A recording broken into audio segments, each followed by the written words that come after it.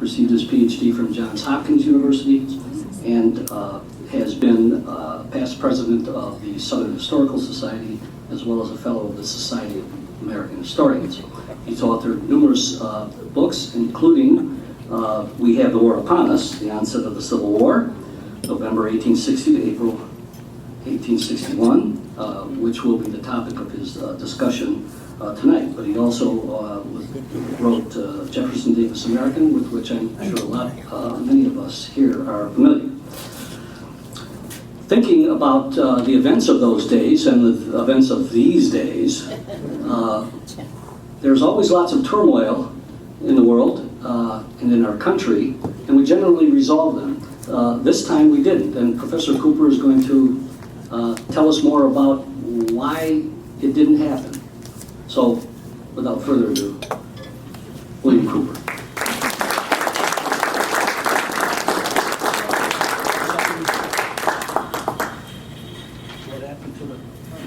What happened to the envelope? I kept it here.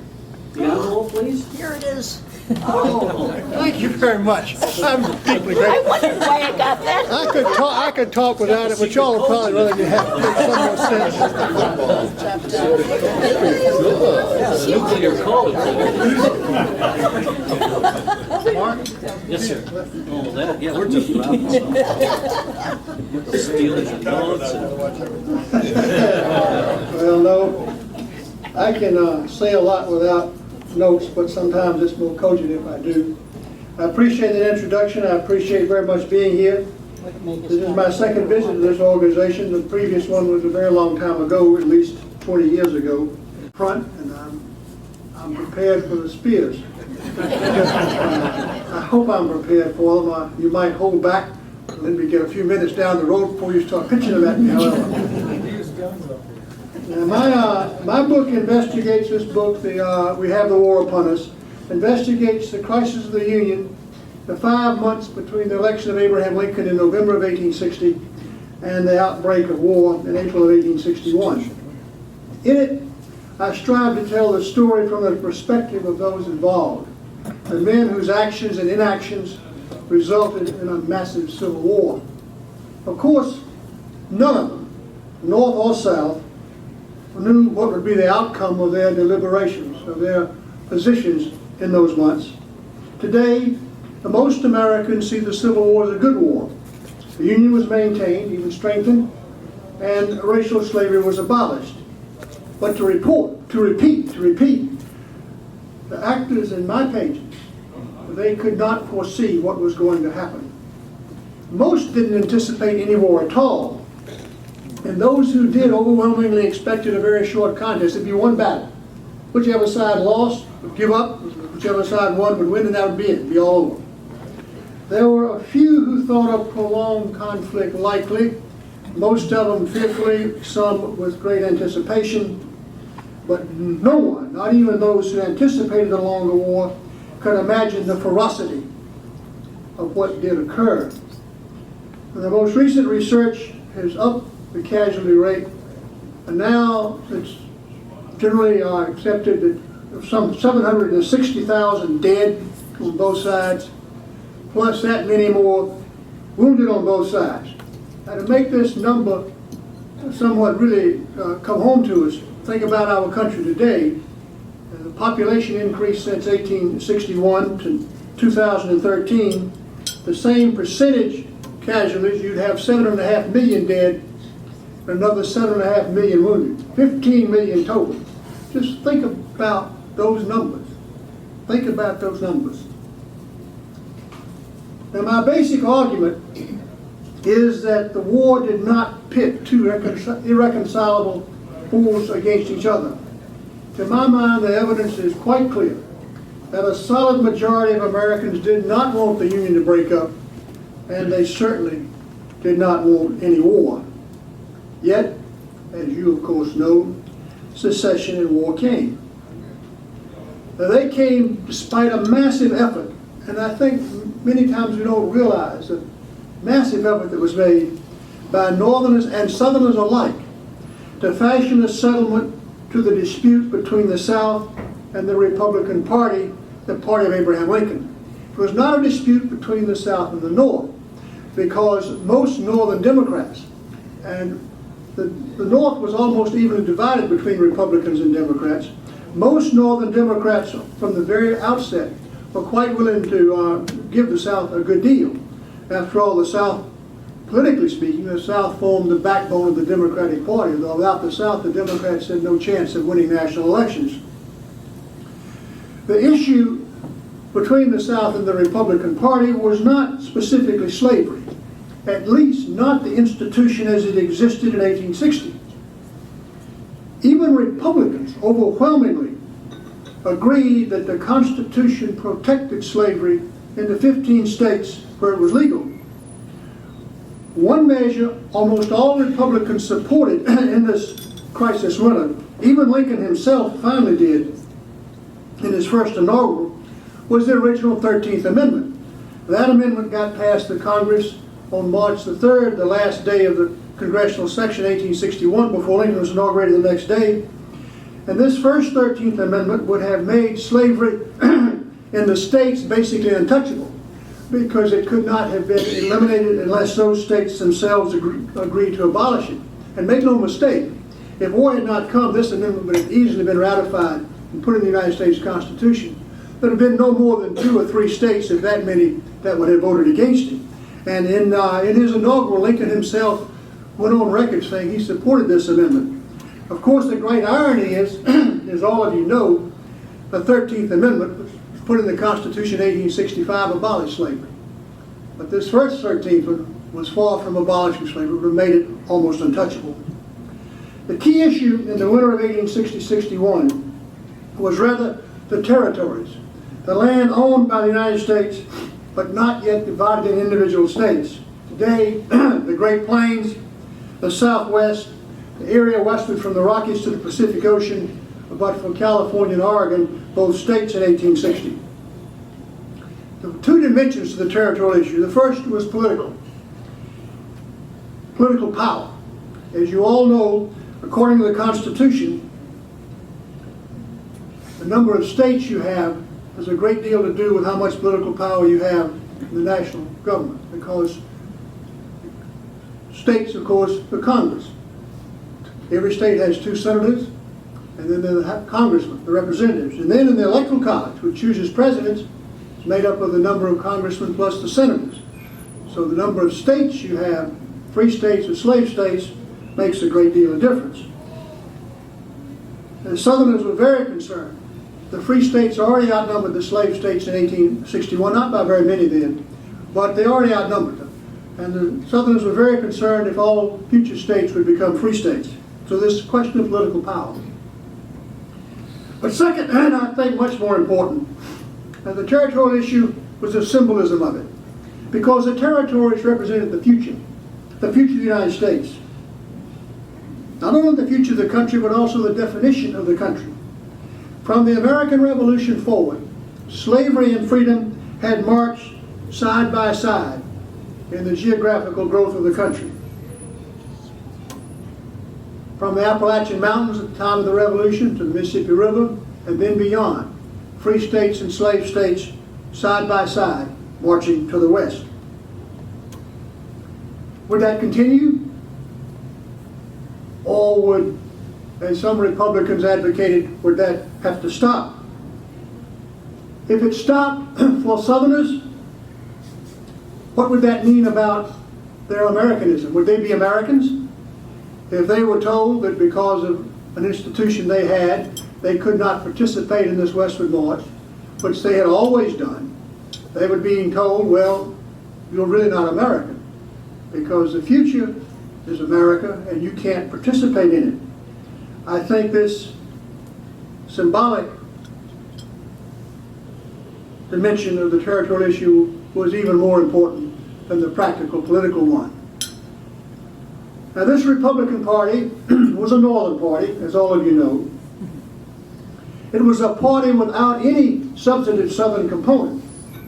Never before in the history of the country, from 1789, the election of George Washington, down to 1860, had such a sectional party elected a president of the United States.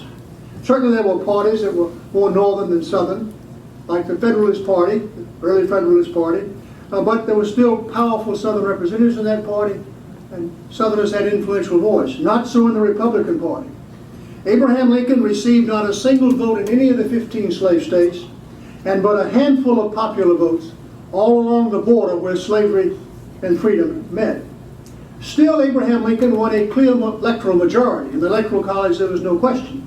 At the same time, many people don't realize that Lincoln was distinctly a minority president. He won less than 40% of the popular vote. No president from Jackson's time forward, when popular voting really became influential in a major part of elections in this country, no president had been put in the White House with such a small percentage of the popular vote. He actually got 39.8% of the popular vote. So 60% of Americans voted against him. Moreover, since the birth of the Republican Party in the mid-50s, the rhetoric of the party had assaulted the South. That was the glue that held the party together. The Republican goal was to weld the North into a single political unit. Republican chieftains sat down and did some very simple arithmetic. They realized that if they could carry every free state, they would have a sufficient number of electoral votes to win a national election. They didn't have to have a slave state. Thus, they didn't have to make any pitch to a slave state. Well, what they had to do was to try to make all the free states into one, as I said, one political unit. Thus, anti-South is the cornerstone of the Republican political message. The South was castigated as unprogressive, as undemocratic, even as un-American. And this anti-South was much more central in the Republican political rhetoric than any anti-slavery. At the same time, this anti-South rhetoric all stemmed from the institution of slavery, which Republicans claimed was un-American, which Republicans claimed was some an artifact of earlier, less progressive times. But of course, from the Southern point of view, slavery was their central social and economic institution. Republicans even proclaimed that the country couldn't survive down the road with slavery and freedom, and there was an inevitable conflict. One of the questions on the little test you had was the irrepressible conflict in 1858 that was Seward. But Abraham Lincoln himself in 1858 made the famous statement that the country could not continue to exist half slave and half free. These kinds of statements appalled Southerners and terrified them, because Southerners saw themselves as good, loyal Americans. And the great heroes of American history, so many of them from the Revolutionary time forward, George Washington, Thomas Jefferson, Andrew Jackson, Southerners all, slave owners all. The Southerners saw themselves just as moral and just as democratic as the North. The Southerners didn't see themselves as any different in 1860 than they had been in 1800 or in 1830, when Southerners were national heroes. A party dedicated to the proposition that Southerners weren't good Americans, and that slavery, the bedrock of the Southern world, had no place in the future. This was a vision Southerners had a great deal of difficulty dealing with. One thing you might not realize, in 1860 there were 4 million slaves. Probably many of you realize that number, but also the value of these slaves in 1860 dollars exceeded $3 billion. Now, if you take all the money that was invested in manufacturing and railroads, plus manufacturing and railroads, plus all the bank capital, it would not reach that number of $3 billion. By a wide margin, slavery was the most valuable investment in the country. The Southerners were generally worried both about the image they had and about the reality of their society. On the other hand, Republicans saw themselves as the vanguard of progress and civilization, as the guardians of the Republic, especially the revolutionary legacy of liberty and freedom. And they believed that for too long in the United States, the South had exercised too much influence in national politics. Almost all the presidents had been either Southerners or Northerners who had close Southern connections. Southerners were powerful in the Congress. Southerners dominated the Supreme Court. The Republicans argued that now the more populous North, there's no question the North had the most people, that they should be in charge of everything, and not these Southerners and their Northern allies, the Northern Democrats, which the Republicans looked upon Northern Democrats as worse than little bad puppy dogs. They just were led around. They had various names they called them. One name was dough faces, the Northern Democrats. Yet, facing the crisis following Lincoln's election, Republicans weren't of one mind. The hard line, the left of the Republican Party, spurned any serious compromise with the South. For that would entail the territories, and they were determined never to let that happen. These hardliners talked about they were quite willing to see all sorts of horrors come to the country before they would make any kind of compromise. In contrast, the right wing of the Republican Party, the more conservative Republicans, were quite willing to make any kind of serious compromise, which would have to include the territories. And a compromise with the territories would go along some line that would give the South a chance at taking slavery to a territory. Mostly they talked about extending a line westward across the country to the eastern border of California, sort of like the old Missouri line, and would be freedom above that line and slavery would be allowed below that line. Conservative Republicans were quite willing to do this. For them, the Union trumped all. They would do almost anything to maintain the Union. But now that's the left of the party and the right of the party. Most Republicans were in neither camp. Most Republicans were in the middle. And as several Republican leaders noted, people were sitting in the middle waiting to see what would happen, waiting to see where the leaders would go. And that really meant two men. The first one was Abraham Lincoln. And Lincoln was the president-elect.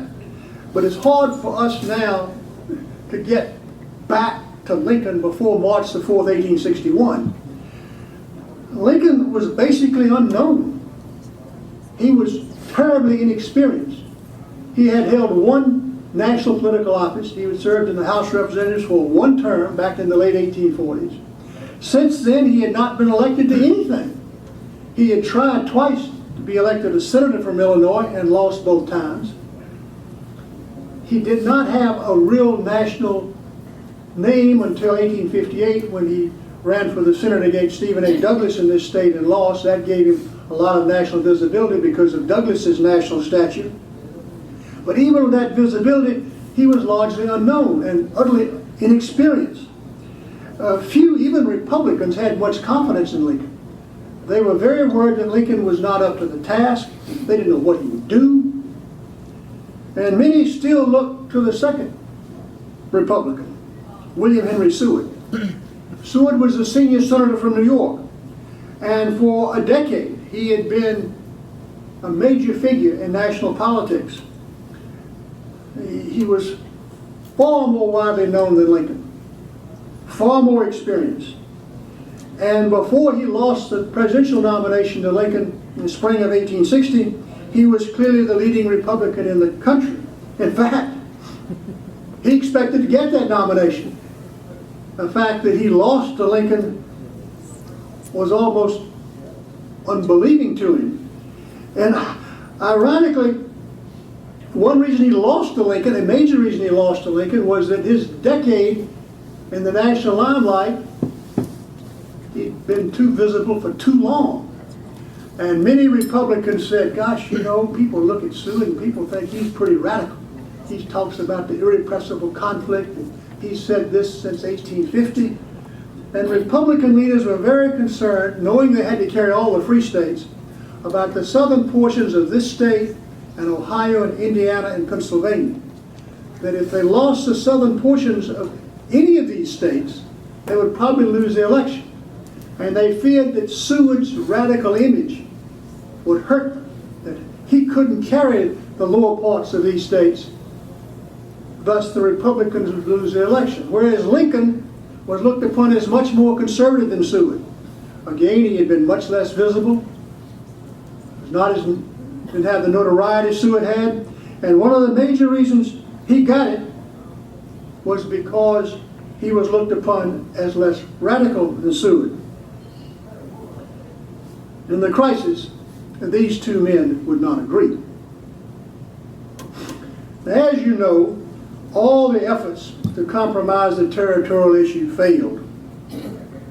But at the time, 1860 and then into the winter of 61, tradition and precedent favored settlement.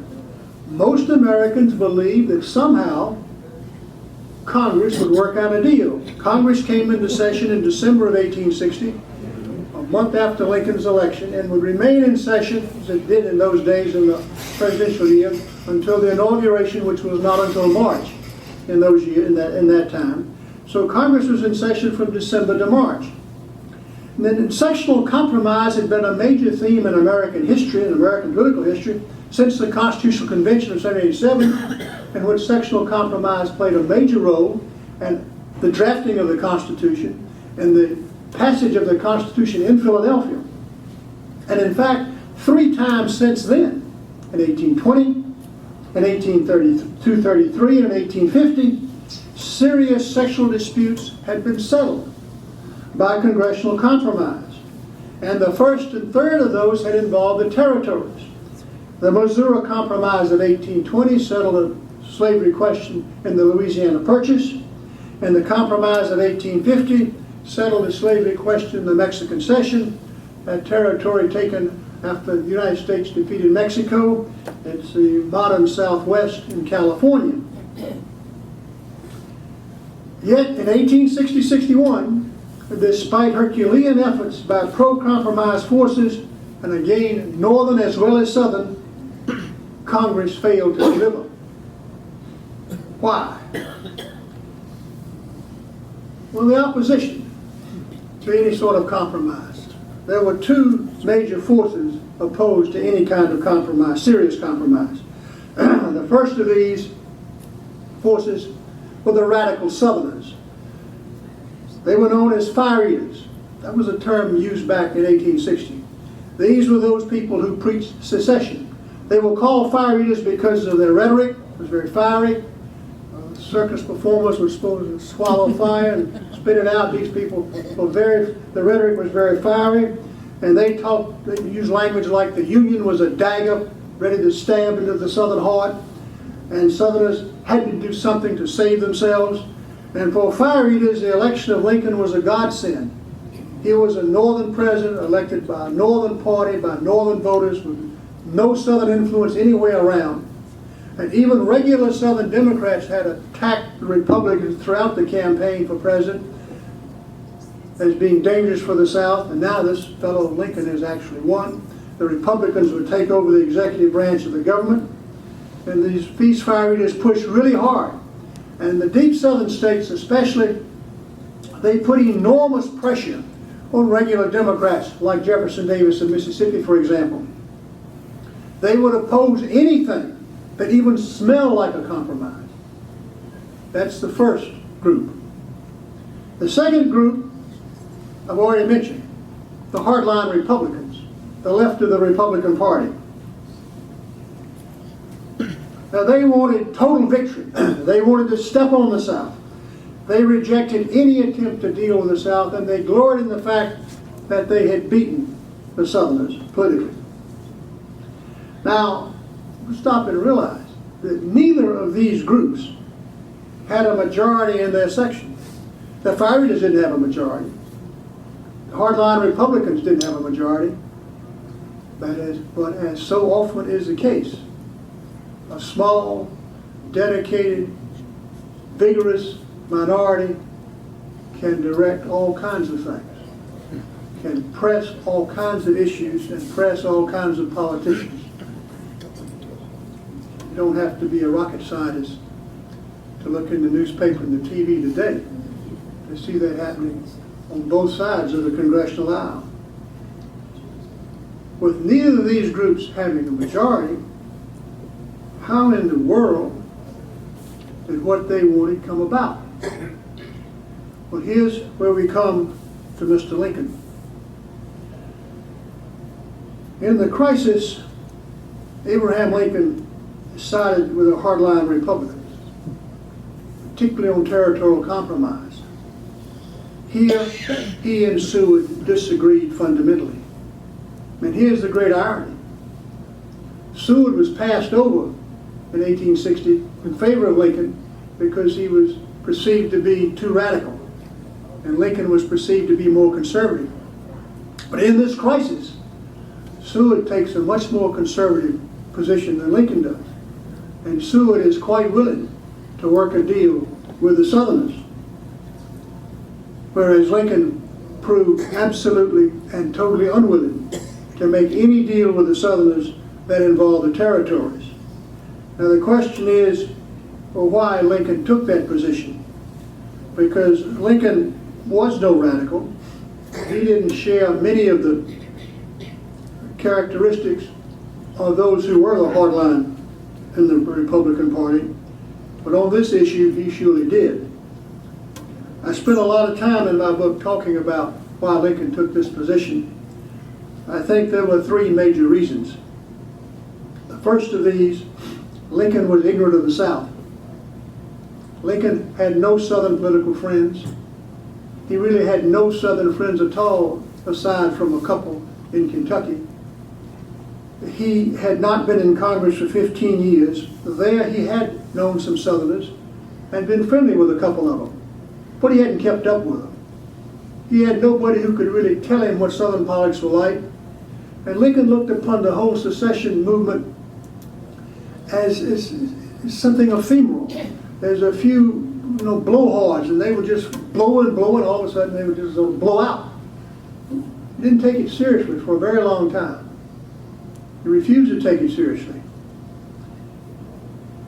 I think also Lincoln didn't understand how deeply slavery had become entrenched in Southern society. That, true, a minority of Southerners owned slaves, but if you look at the Southern whites who were directly involved with slavery, it comes up to be about, that includes the families of slave owners, you come up to about 30% of the Southern population directly involved with slavery. It's not a small minority. Moreover, all Southern whites agreed that only they could make decisions about slavery. And the Southern whites were absolutely convinced that there was no way that whites, their race, which they considered, of course, a superior race, as did Northern whites, could coexist with a massive number of an inferior race unless the inferior race was in a clearly subordinate position. I don't think Lincoln understood how deeply slavery had become entrenched in Southern society. He'd never traveled in the South below northern Kentucky, except when as a very young man he had gone twice down the Ohio River to New Orleans and selling things on flatboats. Hadn't been to the South in a very long time, and again, didn't have any Southern friends who could educate him about the South. That's one thing. There's a second thing, second reason. Lincoln approached this crisis as a partisan Republican, not as a president-elect of a country.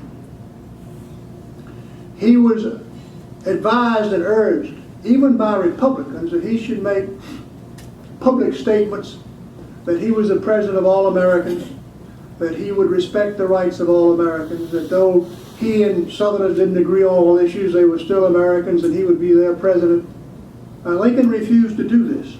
He said that all he had said was in print, and Southerners could read what he had to say. Well, among the things he had said was that slavery and freedom can't exist in the same country. One has got to go. Lincoln, I think, was very, very worried about the left of his party. He was also told that if he made any compromise, this left would bolt, would leave the party. Lincoln was very concerned about these radicals. Lincoln did not have a great standing with them, unlike Seward, who had been on the left for a very long time, and Seward was not worried about the left of the party. He said, well, if I do something they don't like, where are they going to go? What are they going to do? got no place else to go. But Lincoln was very concerned about what he saw as the health of the party. He kept saying that if we do anything, the party will come apart. He came at this as a partisan. And he never publicly said anything as president-elect until he left Springfield to travel by rail to Washington in February of 1861. And even then, in some of his speeches, he just laughed away secession, even though states were going out of the Union, already out by that time, that he didn't see secession as a great, terrible thing. And then, on a couple of occasions, he did actually say that he would treat Southerners as other presidents had treated Southerners, no worse than Jefferson or Madison would. Well, I mean, there's an utter disconnect in saying he would treat Southerners as Jefferson and Madison did, and saying that slavery and freedom couldn't exist together. He never reconciled this disconnect, and he didn't really start talking much about treating Southerners in that kind of way until he got to Washington. Only one speech before Washington did he ever mention anything like that. So I think partisanship was a key reason. And that was the final one. I think Lincoln, and here compare him again with Seward, Lincoln had much more visceral anti-slavery feelings than Seward did. Seward was clearly anti-slavery. Seward would never make slavery and freedom co-equal. But Seward believed that the North was making such rapid progress economically, population, political power, that slavery was just going, Southern power would just dissipate over time and just let nature take its course, in other words. The historical process was putting the South in such an inferior position we didn't have to worry about them. Whereas Lincoln had, from early on in his life, made statements about the horrors of slavery. And I think that he felt very deeply that any kind of serious compromise, in his mind, somehow meaning that slavery might go on down the road, though even he was willing to accept the 13th Amendment, the original one. For him, he could make it, in his own mind, that was different from saying that slavery might go into a new territory. Now, it might be difficult to understand how he could take those two positions, but he certainly did take them. And there's no question that he had a visceral hatred of the institution of slavery. Now, with Lincoln's insistence on no serious compromise, the Republicans, through various stratagems, blocked every congressional initiative. Some of you do decide to read my book. I think probably all the congressional goings-on might drive some of you to drink. Or if you've got insomnia, it might help you out. Because I do have a good deal about what's going on in Congress, because that was so critical. But the Republicans did everything they humanly could to block any votes. They didn't want to be put in a position to have to vote. They didn't want to have to vote on any kind of serious compromise. Because if there were a Gallup poll back then, and you ask Americans, do you want to compromise to save the Union, quite clearly, I think the evidence is overwhelming. The majority of Americans said yes. Republicans did not want to have to vote. And so they did all they could to keep measures from coming up to a vote. Even this 13th Amendment didn't get to the vote until the very last day of the session of Congress. And of course, as you go from December, January and February, southern states are seceding. That means their senators and representatives are leaving Congress, which makes the Republican task all that much easier because there are fewer votes against them. And this Congress in session for these months from December to March, as I said before, it was unable to solve the crisis. Pushed by the fire eaters, and with no counter from Congress, nothing coming out of Congress to indicate that some deal could be made, the Deep South began to move out of the Union. First, South Carolina on December the 20th, 1860. By the beginning of February, 6 more states west of Texas had left the Union. Without question, and I think I show this pretty persuasively in my book, that a direct correlation exists between the success of secession and the impasse in Congress. The secession vote was very close in states like Georgia and Alabama and Louisiana. With any movement in Congress, I think the secession vote in those states, plus others, would have gone the other way. I think positive action in Congress would have stopped secession everywhere but in my native state. And in South Carolina, those people were determined to go out of the Union no matter what. It was a religion for them. They were going to go or bust.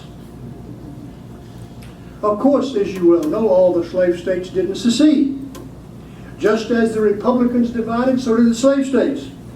When the Confederate States of America was formed in February of 1861, there were only 7 states represented in Montgomery, Alabama. 8 slave states remained in the Union. The Upper South states, slave states, the border slave states, they didn't leave the Union. Now, why not? In large part because of the increasing efforts and unceasing efforts of pro-compromise forces, and in these forces I conclude William Henry Seward. Though Seward never came out for a serious compromise because he wasn't going to break with Lincoln, Seward kept telling these Southerners, the Republicans aren't going to hurt you, the Republicans aren't going to hurt slavery, we're going to be good for you, we're going to be safe for you, you don't have to worry about us. And the anti-secession forces prevailed in all those 8 states. Thus, when Abraham Lincoln was inaugurated on March the 4th, 1861, the Union was broken, yes, but you did not find a phalanx of slave states arrayed against a phalanx of free states. The slave states were fragmented, and many on both sides, South and North, hope for what they call Reconstruction. We think of Reconstruction as a term after the Civil War, but in 1861, Reconstruction was a term used to bring those erring sisters back before things get too far out of hand, to reconstruct the Union. Now, Lincoln was now in the White House on March the 4th, 1861. Yet prior to the inaugural address he gave at noon that day, he had said very little publicly about what he intended to do. The fact of the matter is, nobody really knew what he was going to do. But the situation Lincoln faced, it changed abruptly. The day after Lincoln was inaugurated, he was handed a message. This message said that the commanding officer at Fort Sumter in Charleston Harbor, South Carolina, informed his superiors in Washington that he had supplies for only 6 more weeks. Then he would have to withdraw unless he was resupplied. Furthermore, he said that the works around Fort Sumter, constructed by the state of South Carolina and by then by the Confederate States, was so strong he didn't think it was possible for any reinforcement effort to be successful. Lincoln had no idea this was coming. When the Confederate States were established in February '61, most of the military installations within its borders had been occupied by state forces long before the creation of the Confederate government. I mean, the state of Louisiana, the state of Georgia, the state of Alabama occupied military posts that were possessed by the United States government. And none of those instances was any shooting. Nobody was ever hurt. Yet, when the Confederate States was established, 2 notable posts remained in the hands of the United States. The Stars and Stripes flew over Fort Pickens, Santa Rosa Island, away from Pensacola, Florida, and the most visible one, Fort Sumter, on a man-made island, the mouth of Charleston Harbor. Now, for weeks, an unwritten agreement had governed the relationship between the national government and the states of Florida and South Carolina. The administration of James Buchanan, president before Lincoln. Buchanan was a Democrat of Pennsylvania. He was very pro-Southern in his long political career, but in these last months, he and the Southerners had broken. But Buchanan very much wanted to avoid any kind of outbreak of any civil war, and there was an unwritten agreement. Buchanan said, I won't do anything about trying to come to the aid of those forts. You don't do anything about trying to take those forts. And so they just both sat there. The Floridians and the Carolinians and the United States government. And of course, when the Confederate government is established in February of '61, the Confederate government takes over the military operations in both Florida and in South Carolina. But they still just sit there. Now, what was Lincoln going to do about this? Nobody really knew, but most thought that Lincoln would probably follow Buchanan's policy, because the hope of everybody was that somehow, some way, some sort of arrangement could be made to defuse everything, and then Reconstruction would occur. But there were two critical changes. First, one less important, soon after the formation of the Confederate government in Montgomery, Alabama, the interim president, Jefferson Davis, appointed and sent to Washington a diplomatic mission. Now, this mission's assignment to negotiate the transfer of both Forts Pensacola and Sumter to the Confederate States. In turn, the Confederate States would pay for this public property. Additionally, the Confederate States would pay for all the other public property that the states had taken before the Confederacy was established. And this diplomatic mission reached Washington just as Buchanan was leaving office and Lincoln was taking office. But more important, we come back to Fort Sumter. The Union commander in this message reported, as I said, that he could not hold out for more than 6 more weeks. Now this was a real shock, because none of the messages between Fort Sumter and the War Department in Washington had this commander, Major Robert Anderson, ever indicated that he was getting in trouble, that he would need something new. Never. Didn't say anything. And here comes this message, and the day Lincoln is inaugurated actually gets to Washington, he is not informed about it until the second day. What does Lincoln do about this? What happens? Two perspectives on these forts. The first is the military perspective. They weren't really very important at all. They could neither really harm the Confederate States, nor could they make a significant contribution to any military effort the United States government might try to make. If the United States government tried to involve a military action, the Confederates could easily take Fort Sumter. Fort Pickens was a different matter, but they couldn't really hurt anything. But second and more important was the political and symbolic. This was totally different.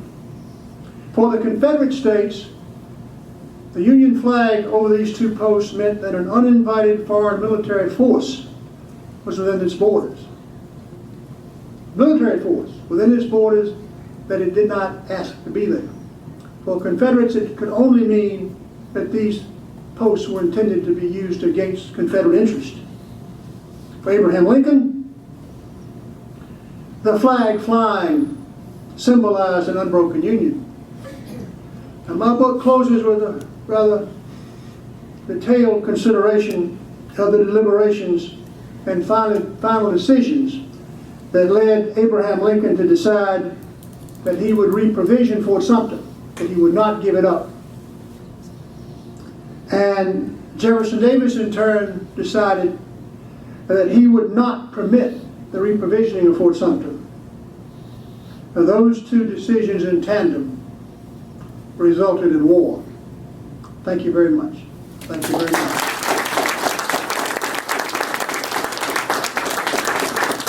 I would like to say, if I may, I did not spend time talking about what happens about the decisions about the forts because I didn't want to go for too long, and you know, most of you know a good bit about that anyway, I suspect.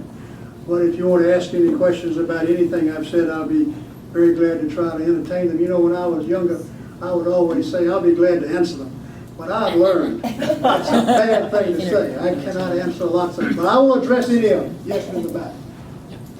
First of all, thank you for a very interesting and provocative speech. We don't often enough hear a Southern perspective. Well, I hope this is not a Southern perspective. I hope that this is not a Southern perspective, because that's not what I'm trying to talk about at all. Let's say we don't often hear that perspective. I'll accept that. Sectional labels, right. But the one thing I did want to comment on is you listed the three reasons why Lincoln did what he did during this interim period. The one thing you didn't say, which in fact is one of the things that he said in correspondence, communication with Seward, was that although the Republican Party had a relatively broad platform, the Republicans' focus during the election was on retaining slavery keeping slavery out of the territories. And Lincoln felt, I don't know if he felt this, but at least in his communications, said we cannot compromise on that within weeks of being elected on that firm ground. So that I would like to add to the mix without disagreeing. No, you can disagree totally. I would respond with two things. I would add to the mix a fourth reason that he felt, I don't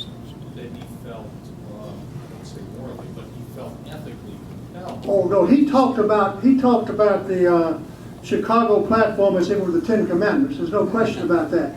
I would make 2 points about that. The first is political platforms, and the Chicago platform had lots of things in it, and Republicans talked about more than simply the territories. One thing they emphasized, and some people argued this was the key to their victory, how corrupt the Buchanan administration had been, and it had been really corrupt. The second thing I would say is that when Lincoln was nominated, and even the election for president, he had not become president-elect until after he was elected. That's the first time he represented the nation, not a party. Moreover, he had not been involved in a national crisis, but the Union was at stake, and the Union was actually coming apart in his face. So that would be my response to your remarks. Yes? Yes, the mission that Davis sent to Washington to negotiate for the federal property that they're taking, was that the mission that was eventually, after President Buchanan received them, was that the mission where Attorney General Edward Stanton criticized Buchanan by saying to him something like, "You've been receiving these people as if they were ambassadors and they're traitors"? No, it's not the same thing, because Buchanan left before these people really got there. What the ones that Stanton was talking about were people from South Carolina. On 2 occasions, people came from South Carolina to talk about Fort Sumter. And Buchanan would talk to them, but Buchanan never gave them what they wanted. He always sent them away empty-handed. This was the result of this gentleman's agreement that I mentioned. He never did what they wanted, but he never met Davis's delegation. They came too late. And if a modern cabinet officer went into the office of, say, President Eisenhower or President Kennedy and said, you've been guilty of treason, wouldn't President Eisenhower or President Kennedy promptly thrown him out on That's correct. But Buchanan, by the time you get to December of 1860, Buchanan is a man who is pressed on so many sides that all he wanted is come apart, that he's very eager to get out of Washington without a war. He's very eager to try to hold the government together. His cabinet, which up till December of 1860 was dominated by Southerners, is now dominated by Northerners. And he is a man distraught. He's a man distraught. But despite himself, he would not withdraw from Fort Sumter. Despite himself, he kept the flag flying there. If he had withdrawn from Fort Sumter, he came close. I mean, Lincoln would never have had the lever of Fort Sumter. One can't know what would have happened, but Lincoln wouldn't have had that to use. Yes? It sounds to me as though you assume that had there been some compromise in your language, that slavery would have continued in the country for a long time. Oh, I think so. Definitely. It would have. Well, it would have continued for a long time if war hadn't broken out, if the 13th Amendment had been ratified, which it would surely have been if shooting hadn't started. And when the 13th Amendment was ratified, went through Congress on the 1st of March, nobody foresaw war at that time. And that would have kept slavery into the 20th century. Surely, slavery would have lasted for a long time, and one can't know how it would have ended or what would have happened. And my argument is not about that. My argument is at the time, the people making decisions in 1861 didn't know what was going to happen. And they weren't making decisions to end slavery. Because, as I said, the 13th Amendment would have kept slavery alive until the slave states themselves decided to give it up.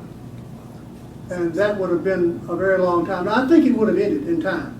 But I do believe it would have lasted, certainly the deep south of the 20th century. So in essence, there was a trade-off between war and slavery. No, I don't think you can say it for the people at that time.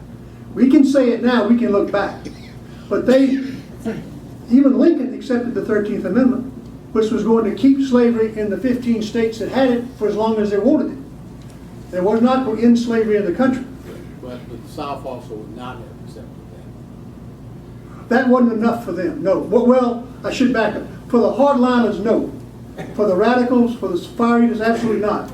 But for the Unionists and for the border states and the Upper South, that's one thing that kept them in the Union. They didn't secede before Fort Sumter because of what that kind of measure proposed. And Seward told them that would be supported by Republicans, and Lincoln himself actually publicly did so on March the 4th. And it helped keep those Upper South states in the Union. But for the radicals, that was not enough. Now, if Lincoln had come out in December the 1st, 1860, and he had said, look, we disagree, but I'll support an amendment, though you say that slavery is still protected by the Constitution. He says, I agree with that. And Lincoln did believe that in the states where it existed. He says, I'll support an amendment that shows I can't do anything about it. If we disagree about the territories, we'll work to solve that. He never said anything about that. Now, there is some evidence, and it's pretty good evidence, and I talk about this a bit in my book, that I don't want to get into too many names and details, but a newspaper man in New York named Thurlow Weed, who was a close Confederate of Seward's, went out to see Lincoln in mid-December of 1860, and he took out there his and Seward's hopes for the future of the party and the country and all. One of those hopes was a deal with the South. And Lincoln rejected that out of hand. At that time, had Lincoln been willing, but at that time Lincoln did give verbally, orally, to Weed, proposal for this 13th Amendment. But he would not do so publicly. He would not do so publicly because he was afraid of I would argue, he was afraid of the Republican left. But he did do that. But he didn't say anything publicly until March the 4th, 1861. Yes? Didn't, going back to Lincoln's speech at Cooper Union, where he defended the stoppage of slavery into the territories, didn't that more or less cement his bond with that left? Well, it did do that, but you mentioned the Cooper Union speech. That's a very famous speech Lincoln gave in the winter of 1860 before the Republican Convention, and it made him very attractive to Northeastern Republicans, especially those in New York State who didn't like Seward. There was a great contingent of Republicans in New York, led by Horace Greeley, the great newspaper man, who didn't like Seward. And in that speech, Lincoln claimed that the Founding Fathers had really been anti-slavery, and that the Founding Fathers were trying to circumscribe the expansion of slavery. And he used as his evidence the actual signers of the Constitution. He spent a lot of time looking up what they said about slavery and such. But if you look at what happened, under every president, from George Washington to James Monroe, slavery expanded. And it would be hard to say that George Washington and John Adams and Thomas Jefferson and James Madison and James Monroe weren't part of the Founding Fathers. It would be hard to say that, even though none of them actually signed the Constitution except for James Madison. Yes? I always like to look at what's happening in other countries and other countries' secession movements to compare them to the United States. In the 19th century, there were several secession movements. Schleswig-Holstein, Hungary in 1848. They all seemed to end in some sort of bloodshed. So weren't the odds against any sort of compromise when it didn't seem like it could be done in practice? Well, if you want to go at it that way, yes, I would make not two remonstrances, just 2 points I would make with you. In all of those cases, you're dealing with an entity within an empire, where the central authority was the emperor, and there was real power with the emperor. The United States of America was a whole different kind of political organism. The local areas had constitutional authority and power that the central government never had. That's the first thing that I would say about it. The second thing that I would say is that in this country there was such a tradition of sectional compromise. Going back to Philadelphia in 1787, coming to Missouri, coming to nullification, coming to the Compromise of 1850. That very many people believe that it would happen again because of the tradition and the precedent for it.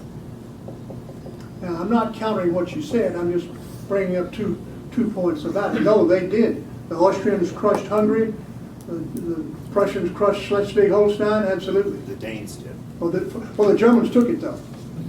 Bismarck later took We're it. talking 1848, Yeah. 1852. The Germans then took it later, that's correct. 1863. Yes, So by 1860, what kind of compromise might possibly have brought together Massachusetts and South Carolina? nothing would have brought Massachusetts, but Massachusetts and South Carolina weren't the country. They weren't the country. No, the Carolinians were wild people, and in Massachusetts you had people like Senator Sumner who said he wanted to see some blood flow. So I mean, those two.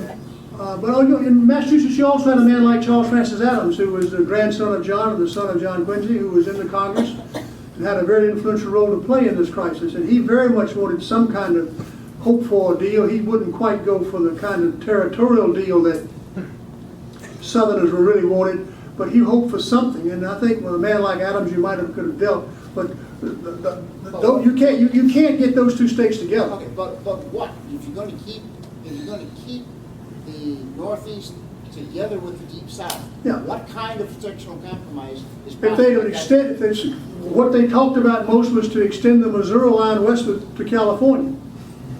Would that have kept South Carolina in the Union? No, but it would have kept everybody else in. And many Republicans said, let it go. That's what one Carolinian said. But many Republicans said, let it go. Well, you know, let them go. There's crazy people down there, let them go. And if in fact it hadn't been the only one to secede, we'd have had a reprise of the nullification crisis of 1832-33. I don't think it would have lasted very long. We had back there, yes. Did anybody consider that the slave system had basically reached its geographical limit by 1848, and that it really wasn't an economic viability to the territory? There were some who believed that, many who didn't, and I'm not one who does. But I mean, at the time, there were many who believed that slaves could prosper in mines, that slaves could work in mines. Plantation system. No, but it's mines. Slaves were working in Yeah. mines in the Deep South. Slaves were working in iron mills and textile mills on railroads. Slaves were being used in industry. In fact, the use of slaves in industry led to the creation of things like life insurance for slaves, because the chances of being injured in factories were much greater than on the plantation. Insurance policies were devised for slave workers. And there were those who believed that slavery could expand. But this is in the new expanding U.S. economy, not in the old-fashioned Southern plantation economy. Well, that's correct, but but many Southerners believe. Which is leading to some sort of conflict within the South. Well, I should back up and say what Southerners wanted most of all. They wanted the right to go there. They disagreed about whether they would ever go. And Southerners disagreed about whether slavery could ever prosper out west. But they demanded the right to go. They said, we are Americans. And about the Mexican cession, they were particularly distraught because Southerners had fought in Mexico. Southerners had died in Mexico. More Southerners fought in the Mexican War than Northerners did. Southern treasure was spent fighting in Mexico, and then they were being told they couldn't go. Southerners were much more concerned about the right than the fact. The fact they disagreed about. But of course the fact became very important, because down the road, if you don't get more slave states, you're still in trouble. So I think that they would have tried to take slaves in some places. But that's my opinion. At the time, there was disagreement. Yes, I'm kind of puzzled how they could have extended the Missouri Compromise line hadn't that already been invalidated by the Supreme Court? It had been invalidated by the Supreme Court in the Dred Scott decision, and they were going to put an amendment to the Constitution to go overcome that. No, the Dred Scott decision had invalidated the Missouri Compromise line. The Dred Scott decision said that Congress had no power to forbid slavery in the territories. Didn't make a difference to the Republicans. The Republicans said the Dred Scott decision was not lawful. They would pay no attention to it, and as soon as they get in, they'd put some judges up there and make things right. Just like people do today. Except you can't disregard the Supreme Court now like you could back then. The governor's too powerful, yeah. Lincoln's first inaugural address was very conciliatory tone, as you know. Is that sort of too little too late, or was that really an aberration when you look at his entire, position? Well, the inaugural address he made was an inaugural address that was very heavily influenced by Seward. Right. Because the address that he showed Seward when he got to Washington terrified Seward. Seward thought it would drive out the border in the upper South right away. And Lincoln did tone down some things, and yet it was not soft. As one New York put it, a conservative Republican put it, he heard a clank of steel in there, in Lincoln's remarks. But it was certainly more conciliatory than his first draft had been, or the draft he brought to Washington, without any question it was. And again, in it, he said he would support the 13th Amendment, which had just come out of the Congress. Anything else? Yes? Having lived in Pensacola, why was Fort Pickens neutered in a sense? Well, it wasn't. Fort Pickens remained in Union hands throughout the war. Right. Fort Pickens was a difficult military target for the Southerners because it was on Santa Rosa Island. And the Union warships could come up to the ocean side of Santa Rosa Island to not only offload supplies, but if the Southerners actually managed to get across the bay and get on the island, they would come under naval gunfire. And so they really couldn't get to Fort Pickens like they could get to Fort Sumter. And Fort Pickens remained in Union hands throughout the war. It never fell to the Confederates. Anything else? Well, thank you very much. I'm deeply grateful.